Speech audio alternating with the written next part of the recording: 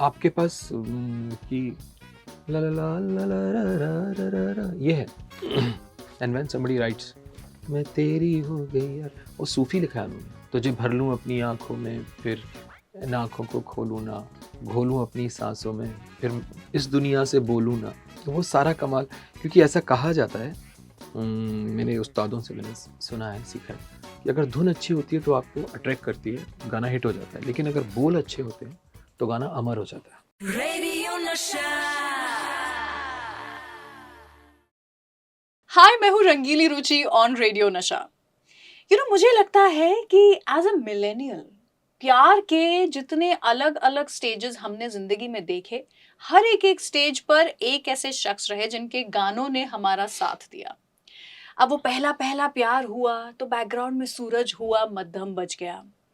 जब वो ही इंसान हमसे रूठ करके गया तो हमने उसके लिए पिया बसंती गा लिया। जब हम अपने पार्टनर के साथ में फाइनली घूमने फिरने मौज मनाने के लिए गए तो हम यू आर माई सोनिया पे डांस भी करते थे। और साथ ही जब हमारा फाइनल हो गया कि नहीं भाई अब यही है हमारी जिंदगी में, तो हमने उसके लिए सजना वे सजना गाना भी गाया।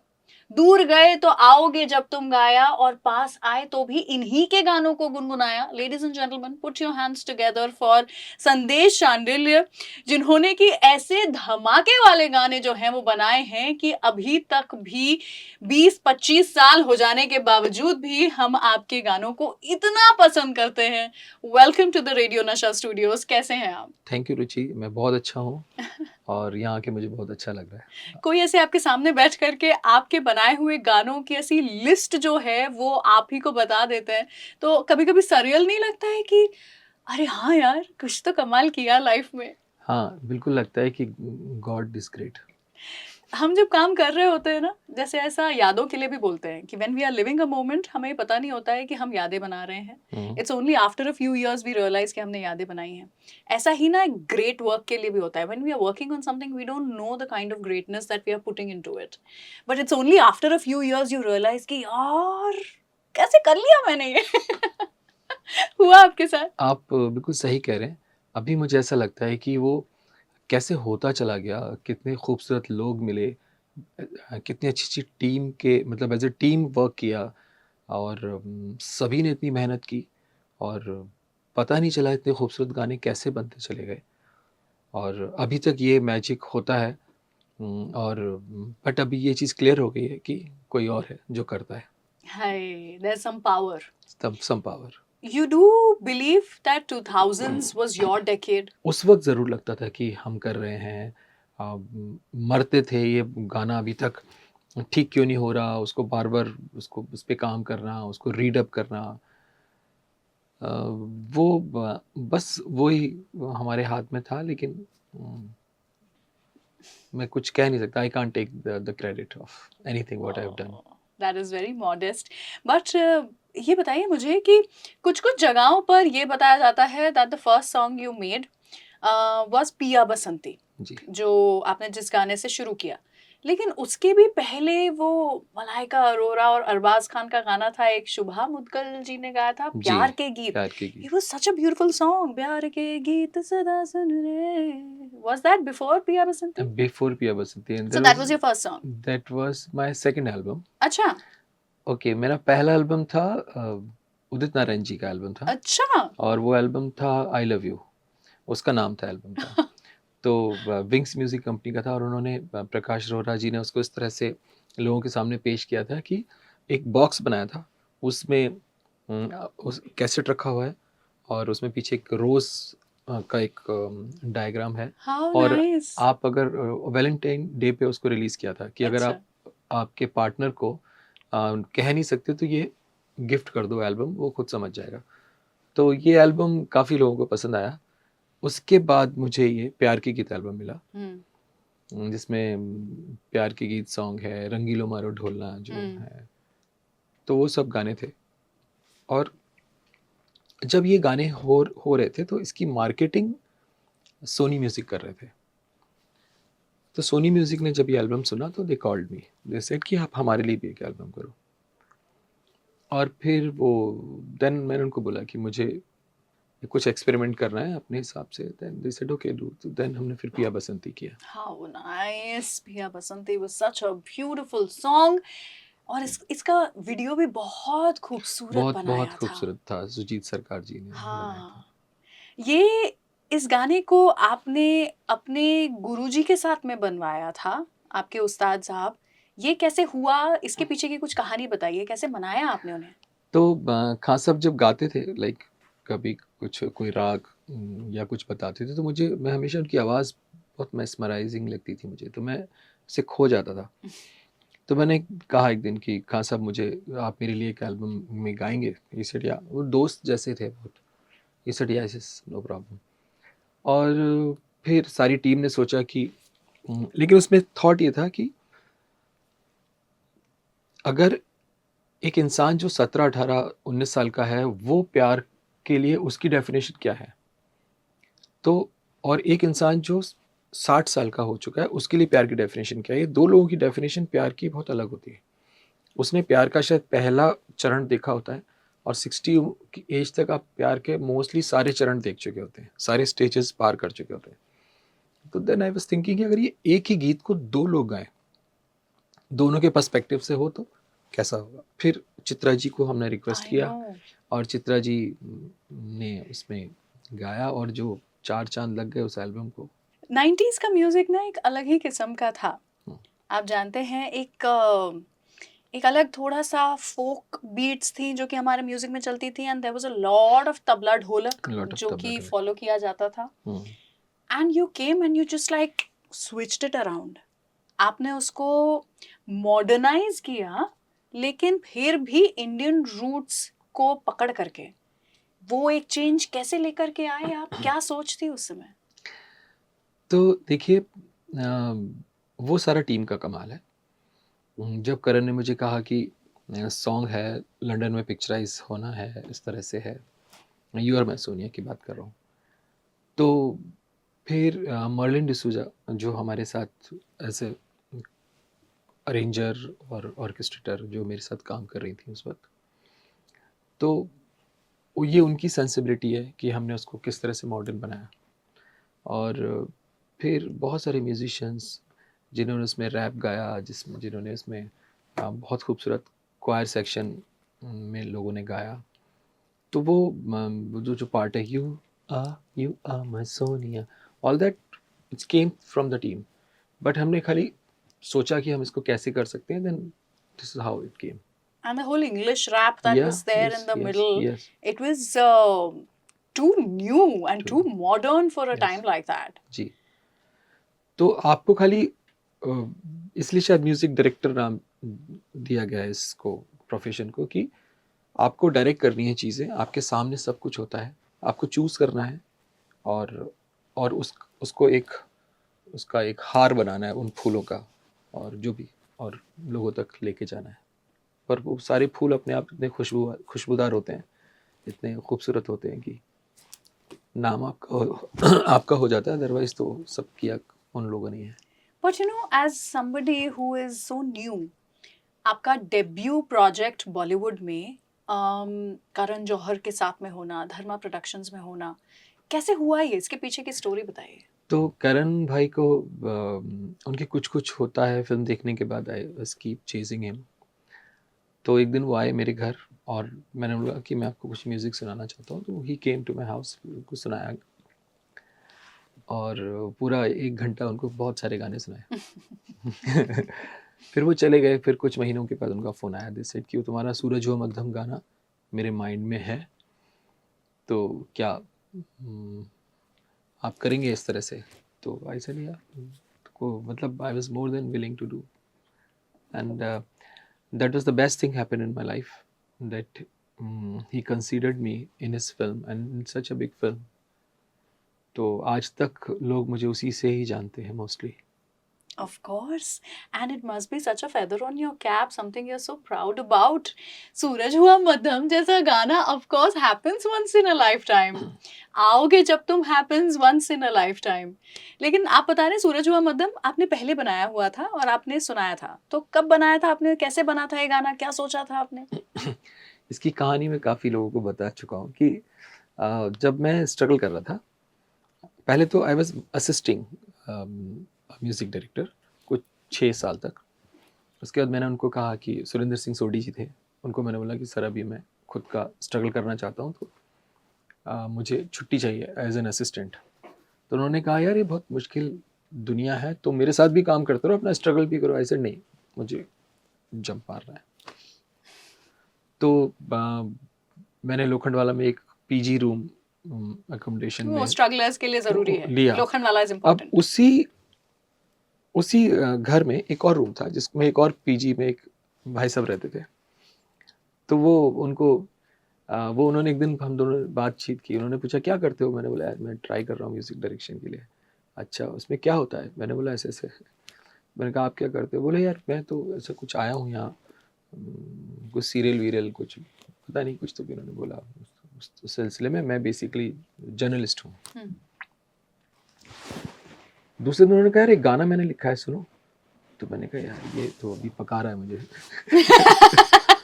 तो उसने सुनाया एक तोता एक मैना ऐसा। मैंने बोला भाई ये ज़माना चला गया, अभी ये तोता मैना के गाने नहीं होते। 70s। हाँ। तो वो दूसरे दिन बोला, तो मैंने बोला कुछ ऐसा लिखो हटके, मतलब अपना जो भी मेरे को ज्ञान मैंने उसको देना था मैंने दे दिया। मैंने ऐसा कुछ करो। दूसरे दिन आया, ही सेड कि आज हमने जस्ट तुमने बोला था हमने कुछ लिखा है। मैंने बोला भाई ये तो पीछे पड़ गया। पीछे पड़ गया। तो मुझे याद है हम लोग ऐसे खिड़की में खड़े हुए थे, बारिश हो रही थी। तो बोला सुनाऊं आपको?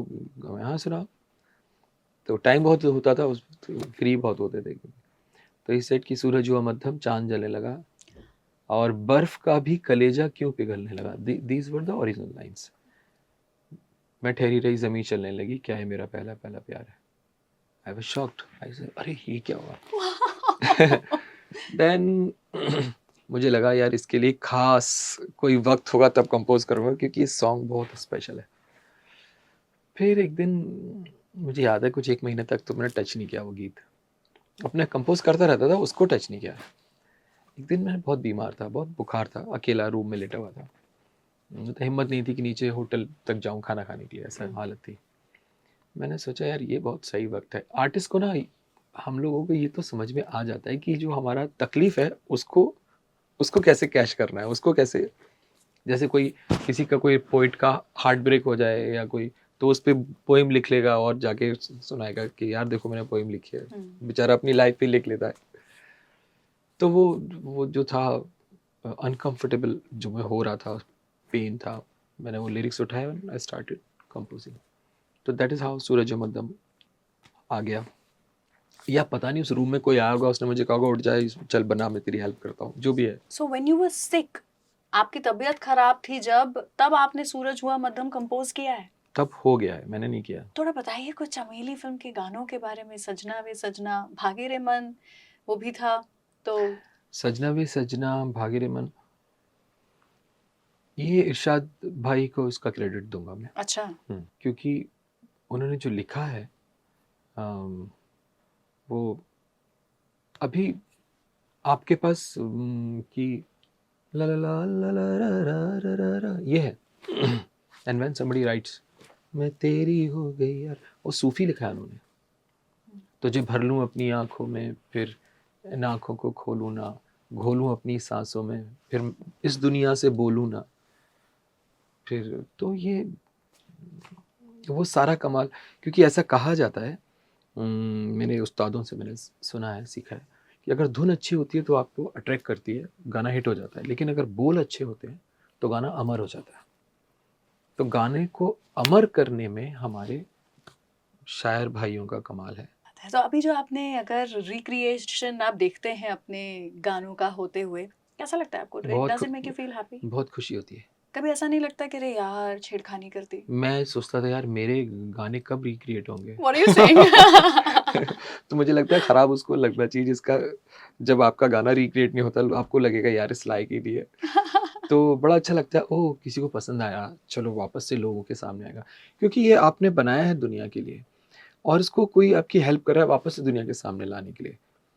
आप ही का नाम होता है, आप ही के लिखा जाता है कि म्यूजिक बाय संदेश, ऑफ कोर्स, और जो उसमें साथ में होते हैं उनका भी नाम होता है। I'm going to talk about a film जिसके गाने इतने underrated थे, and that film is Rules. प्यार का सुपर हिट फॉर्मूला, इसमें आपका कोई कोलैबोरेशन था? So which were the songs that were by you in this film, because I love all of them. इसमें कोई कोलैबोरेशन नहीं था। नहीं था, नो। सारे गाने आपके थे? जी, जी, वो जी। द होल ऐसे प्यार के नाम पे तो यारो सब हुआ है, आई हाँ, रिमेम्बर व्हाट द स्टेप्स वर, हाँ। because that song was so good and I don't know why वो उतना हिट नहीं हुआ जितना शायद होना चाहिए था. There were other songs also. छोड़ो ना मुझे यूं That was बेकरार सा. Oh, हाँ, so एक बार good. गा दीजिए, आप अच्छा गा रही हैं। आप मौका दीजिए. So good and also वो उलझनों को दे दिया है. So I had a cassette ji, and I love the film also, so I would be biased. But you know what was the beauty was, मैं कथक सीख रही थी उस समय. जी। एंड उस समय नया नया ना फ्यूजन डांस का भी सीन आया था. करेक्ट, करेक्ट, उससे करेक्ट। पहले नहीं था कि हम ऐसा करें. उससे पहले कथक कथक है, क्लासिकल क्लासिकल. सो मेरी टीचर ने हमें इस गाने के ऊपर कथक सिखाया था, आपको पता है? Which song? ऐसे प्यार के नाम पे तो अच्छा, यारो सब फिदा है हुआ ओके, है. Okay, okay.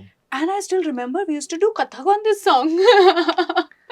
Yes, yes, yes. Such a beautiful वो फिल्म. लेखा भी बहुत अच्छा था उन्होंने, कभी फूल देना मनाने के लिए। कभी भूल देना अच्छा, आपको पता है ये बनाने बॉम्बे के लिए. वाइकिंग जो सिंगर हैं, ये तब स्वीडन में रहते थे, उससे पहले तो स्वीडन से आते रहते थे यहाँ। तो that is his first song. So he I met him, वो काफ़ी एक्सेंट में इंग्लिश झाड़ा करते थे। तो मैंने बोला यार ये सही है।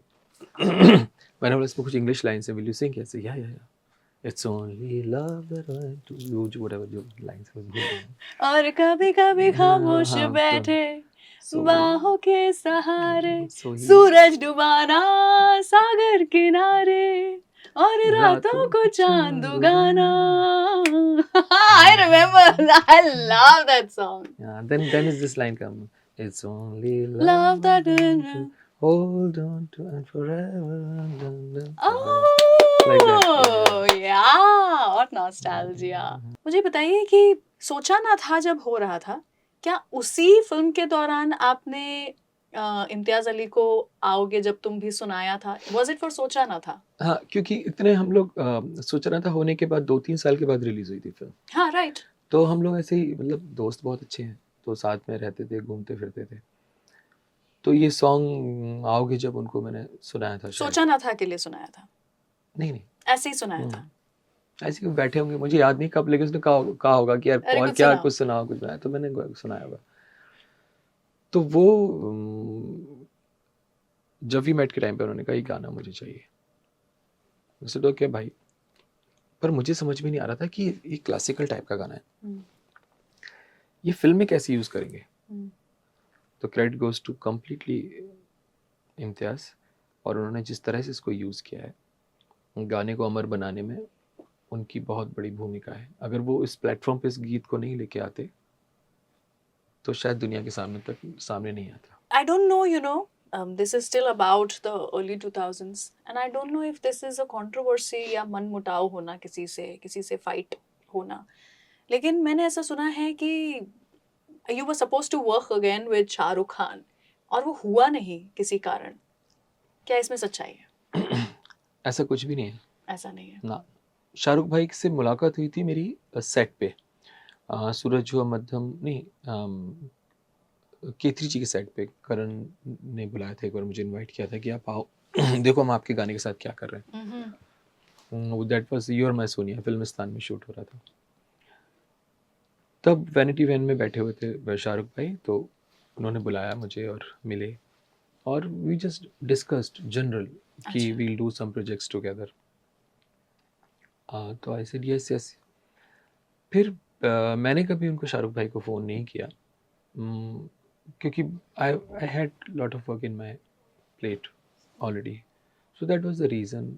और वो इतने बड़े इंसान को कहाँ याद रहेगा कि इसी संदेश से मिला था, उसके संग काम करना है। सो इट इज़ जनरल, ऐसे आप बहुत लोगों से मिलते हैं।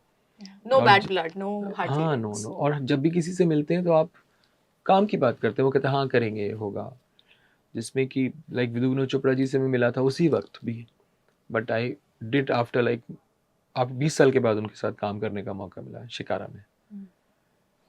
तो ऐसा होता है। I have such high regards for people जो उनको मिला वो अपने पास ही नहीं रखना चाहते, चाहे वो पैसा हो, फेम हो, एक प्लेटफॉर्म हो, वो लोगों के साथ शेयर करना चाहते हैं। And that is exactly what you are trying to do with harvest. वैसे तो ये एक एल्बम है, लेकिन इसके पीछे एक बहुत बड़ा प्लान है और एक मोटिव है। बताइए थोड़ा मुझे। मोटिव ये है कि जब हम बॉम्बे आते हैं तो हमें भी ब्रेक मिला, मुझे भी राजशील प्रोडक्शन ने और करण ने ब्रेक दिया बिगनिंग के मेरे डेज में। तो अभी हमारी भी ड्यूटी होती है कि इतना काम करने के बाद हम नए बच्चों के साथ काम करें, उनको वो सारा चीज़ें जो हमने अपने उस्तादों से सीखी हैं उनको ट्रांसफ़र करें और वो इसको आगे बढ़ाएं, इस पूरी संगीत के इस हुनर को और वो अपने साथ यूज़ करें और उसको आगे बढ़ें और दुनिया तक और खूबसूरत म्यूज़िक आए। तो ये एक साइकिल है। तो नाउ आई एम अबव 50, तो मुझे ऐसा लगता है अब मुझे वो करना चाहिए। तो मैं कॉन्शियसली कर रहा हूँ और फॉर्चुनेटली हमें ऐसे प्रोड्यूसर्स मिल गए हैं जो बिल्कुल तैयार हैं हमारी सोच से, उनकी सोच मिलती है। Tarse Mittal and Rohit Sopti ji TM music के साथ हमने एल्बम किया है। So I think this is fabulous and आप ये कर रहे हैं लोगों के लिए, इज ग्रेट। मैं उम्मीद करता हूँ कि एक बार हम शायद इस हार्वेस्ट एल्बम के ही किसी गीत के बारे में आफ्टर 5 इयर्स डिस्कस कर रहे हो और आप मुझे कह रही हो कि देखिए वो गीत कितना खूबसूरत है। 5 क्यों, 15 साल बाद, 20 नहीं, साल बाद, जैसे रूल्स का चल रहा है। मैं कहता हूँ 9 गाने हैं एल्बम में, एटलीस्ट 5 इससे ज़्यादा मैं ग्रीडी नहीं हो सकता। 5 तो लोगों को पसंद आए। I am sure. सो कहाँ पे सुन सकते हैं हार्वेस्ट के गाने?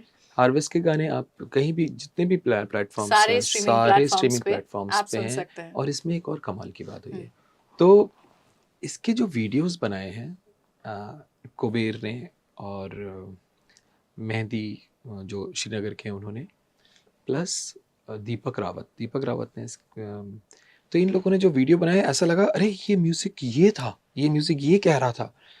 अपने आप में एक स्टोरी है, एक सॉन्ग अपने आप में एक स्टोरी है। मेरी लाइफ का ये एक इतना खूबसूरत एक्सपीरियंस है कि अब मैं वो गीत बिना वीडियो के नहीं देखता। अगर मुझे वो सुनना है तो मैं वीडियो के साथ ही वो देखूंगा।